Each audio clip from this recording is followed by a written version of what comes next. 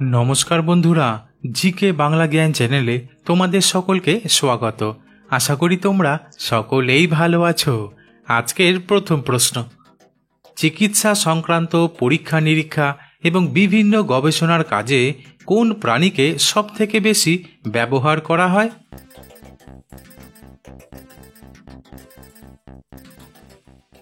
উত্তরটি হলো, চিকিৎসা সংক্রান্ত পরীক্ষা নিরীক্ষা এবং বিভিন্ন গবেষণার কাজে সবচেয়ে বেশি ব্যবহৃত প্রাণী হল ইঁদুর। কারণ তাদের শারীরবৃত্তীয় গঠন, প্রজনন প্রক্রিয়া এবং জীব বৈচিত্র্য মানুষের সঙ্গে অনেকটাই মিল থাকে। এছাড়া ইঁদুরের জীবনকাল ছোট, যা গবেষণায় দ্রুত ফলাফল পাওয়ার জন্য সহায়ক। তাই গবেষণার কাজে ইঁদুরকেই বেশি ব্যবহার করা হয়। পরের প্রশ্ন, শীতকালের অন্যতম এক সবজি হলো গাজর, যা কাঁচা অবস্থায় খাওয়া হয়, আবার রান্না করেও খাওয়া হয়। কিন্তু নিয়মিত গাজর খেলে কি উপকার পাওয়া যায়?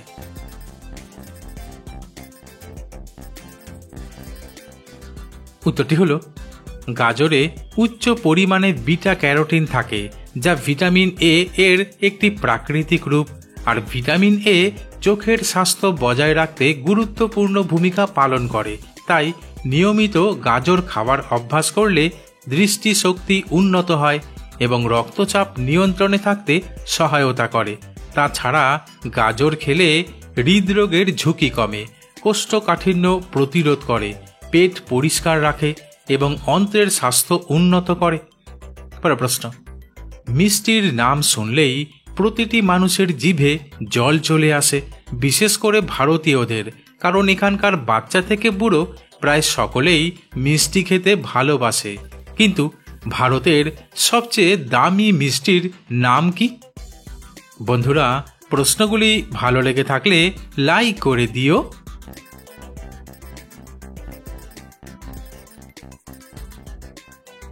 উত্তরটি হলো, ভারতের সবচেয়ে দামি মিষ্টির নাম হলো স্বর্ণভস্ম পাক। কারণ এই মিষ্টি প্রতি কেজি কিনতে 70,000 টাকা খরচ করতে হয়, যা পাওয়া যায় ভারতের রাজস্থানের জয়পুরে। তবে জানা যায় এই মিষ্টি তৈরি করার সময়েই সোনা ও রূপার মসৃণ ভস্ম ব্যবহার করা হয়। তাছাড়া এই মিষ্টি তৈরি করতে সেরা মানের আমন্ড বা কাঠবাদাম ব্যবহার করা হয়, যা আফগানিস্তান থেকে আমদানি করা হয়। পরের প্রশ্ন, অতিরিক্ত মশলাযুক্ত খাবার প্রতিদিন খেলে পেটের বিভিন্ন সমস্যা দেখা দিতে শুরু করবে, এটা আমরা সকলেই জানি। কিন্তু কোন দেশের মানুষ সবথেকে বেশি মশলাদার খাবার খেতে ভালোবাসে? বন্ধুরা, ঠিক এইরকম আরও অজানা নতুন নতুন প্রশ্ন উত্তর জানার জন্য আমার চ্যানেলটিকে সাবস্ক্রাইব করে দিও।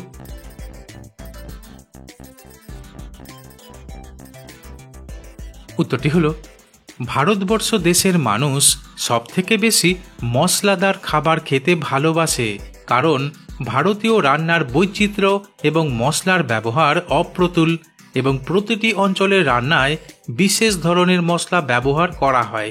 আসলে ভারতীয় রান্নার অন্যতম প্রধান উপাদান হল ধনে, জিরা, হলুদ, গোলমরিচ, কাঁচামরিচ, আদা, রসুন। তবে ভারতবর্ষ দেশ ছাড়াও থাইল্যান্ড, মেক্সিকো, চীন, ভিয়েতনাম, ইন্দোনেশিয়া এবং কোরিয়া দেশের মানুষও মশলাদার খাবার খেতে ভালোবাসে। পরের প্রশ্ন, শরীরে ক্যালসিয়ামের অভাব দেখা দিলে কি হয়?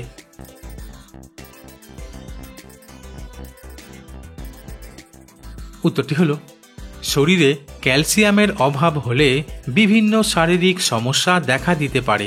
কারণ ক্যালসিয়ামের অভাবে হাড় দুর্বল হয়ে পড়ে এবং সহজে ভেঙে যেতে পারে।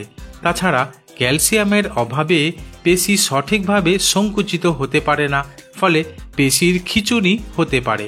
তবে ক্যালসিয়াম হৃৎপিণ্ডের সঠিক কার্যক্রমে সহায়ক। তাই ক্যালসিয়ামের অভাবে হৃদস্পন্দন অস্বাভাবিক হতে পারে এবং কখনো কখনো হার্ট অ্যাটাকের ঝুঁকি বাড়তে পারে। পরের প্রশ্ন, পৃথিবীর কোন দেশে হলুদ রঙের পোশাক পরা নিষিদ্ধ?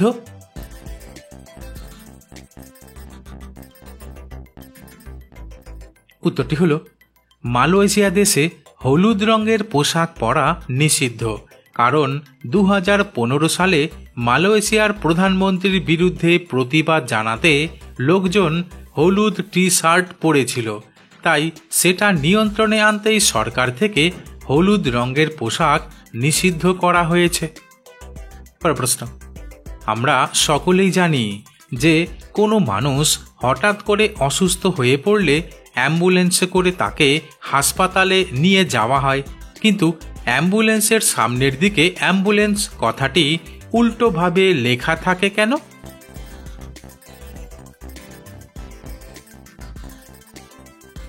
উত্তরটি হলো, আসলে আমরা আয়নায় কোনো জিনিসের প্রতিবিম্ব আনুভূমিকভাবে উল্টো দেখি, তাই উল্টো অক্ষরের অ্যাম্বুলেন্স শব্দটি সামনের কোনো গাড়ির লুকিং গ্লাসে প্রতিফলিত হলে গাড়ির চালককে সঠিক অক্ষরের অ্যাম্বুলেন্স দেখায়, যাতে সে অ্যাম্বুলেন্সের জন্য রাস্তা ছেড়ে দিতে পারে।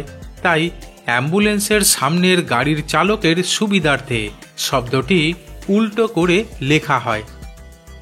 প্রশ্ন, বিভিন্ন রং বেরঙের প্রজাপতি দেখতে খুব ভালো লাগে, কিন্তু একটি প্রজাপতির আয়ু কতদিন হয়?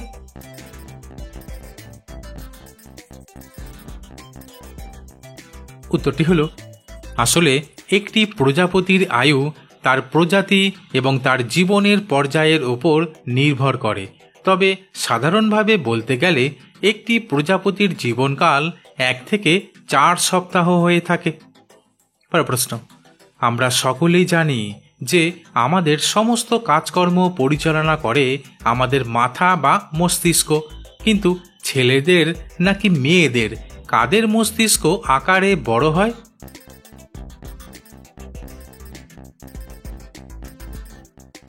উত্তরটি হলো, মেয়েদের তুলনায় ছেলেদের মস্তিষ্ক সাধারণত কিছুটা আকারে বড় হয়, তবে এটি সোজাসুজি বুদ্ধিমত্তা বা মেধার সাথে সম্পর্কিত নয়।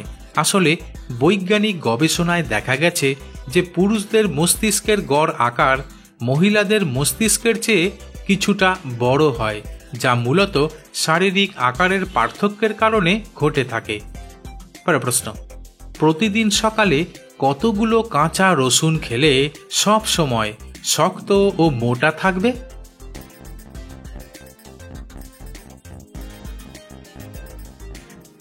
উত্তরটি হলো, প্রতিদিন সকালে মাত্র 2 কোয়া কাঁচা রসুন খেলে। বন্ধুরা, আজ এখানেই শেষ করছি। পরবর্তী ভিডিওতে নতুন কিছু তথ্য নিয়ে হাজির হব।